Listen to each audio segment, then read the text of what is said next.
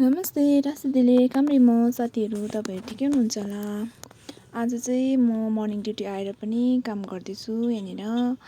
अनि morning duty सकेर चाहिँ आज सरस मेला जानु पर्यो भनेर सोचिरहेको थिएँ। सरस मेला चाहिँ चौरस्तामा लागिरहेको छ। ब्रेकफास्ट पनि गरिसके थुक्पा यो एभोकाडो। अनि ब्रेकमा पनि निस्किसकेको छु साथीहरू काम सकिसकेर। अनि यो हाम्रो सरस मेला चाहिँ दार्जिलिङको चौरस्तामा लागिरहेको छ।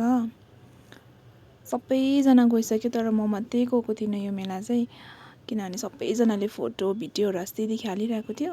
अन्त मलाई पनि जानु मन लागिरहेको थियो र चाहिँ आज ब्रेकमा एकछिन जानु पर्यो भनेर चाहिँ तपाईहरुलाई पनि देखाऊँ भनेर चाहिँ सो भिडियोहरू गरेको छु।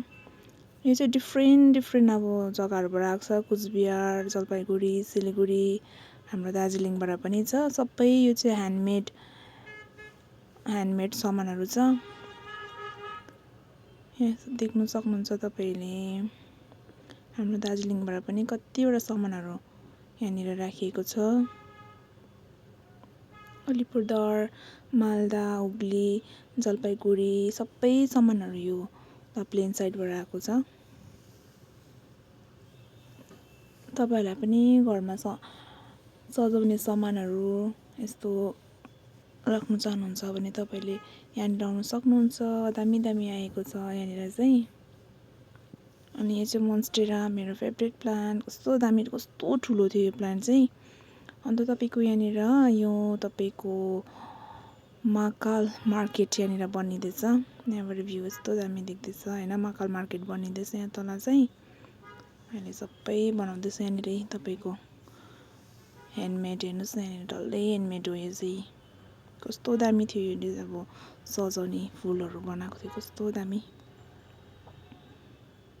यो चाहिँ मैले कुर्ता हेर्दै थिएँ भैयालाई सर्ट कुर्ती छ भनेर देखाएको थियो। यस्तो पो रहेछ हो, मन परेन त्यो भएर चाहिँ हेरेँ मात्रै। यहाँनिर मिठाईहरू पनि थियो। ब्यागहरू सबै उता प्लेन साइडबाट आएको ब्यागहरू।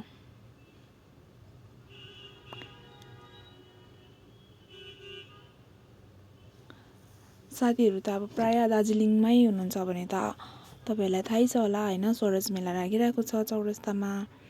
अनि तपाईहरु त कतिजना आइसक्नु भएको होला हैन। अनि कतिजना चाहिँ अब अहिले अब जसलाई थाहा छैन हैन उहाँहरू आउन सक्नुहुन्छ। चौरस्ता यहाँ डल्लै लागेको छ मेला चाहिँ। चौरस्ता यहाँनिर हाम्रो यहाँ दार्जिलिङको मान्छेले पनि लगाएको छ। यो त कस्तो मजाको थियो हैन। ट्राई पनि गरेँ तर मेरोमा छ अलरेडी त्यो भएर चाहिँ मैले किनिनँ यो ब्रेसलेट, हेरेँ मात्रै। यो सबै मेला लागेको छ। अन्त यो पनि घुमिसकेँ। अन्त त्यो भएर चाहिँ अब लन्च गर्न जानु पर्यो भनेर चाहिँ लन्च गर्न जाँदैछु। चौरस्ता आएपछि चाहिँ मेरो फेभरेट बिफ मोमो को यो दोकानमा छु। यहाँ चाहिँ बिफ मात्रै पाउँछ। यहाँनिर चाहिँ सबै म मेरो साथीहरूलाई ल्यायो भने यही दोकानमा ल्याउँछु। किनभने यहाँ चाहिँ एकदमै मिठो पाउँछ बिफ मोमो। फ्रेस बनाउँछ, सबै बनाउँछ, बिक्री पनि भइहाल्छ, मिठो हुन्छ। अनि बिफ मोमो पनि खाइसकेर म रुमपट्टि जाँदैछु साथीहरू। आई होप तपाईलाई मन पर्यो होला मेरो भिडियो। यो चाहिँ सर्टकट मेरो हाम्रो रुम जाने सर्टकट जाँदैछु। हुन्छ, थ्याङ्क यू फर वाचिङ साथीहरू।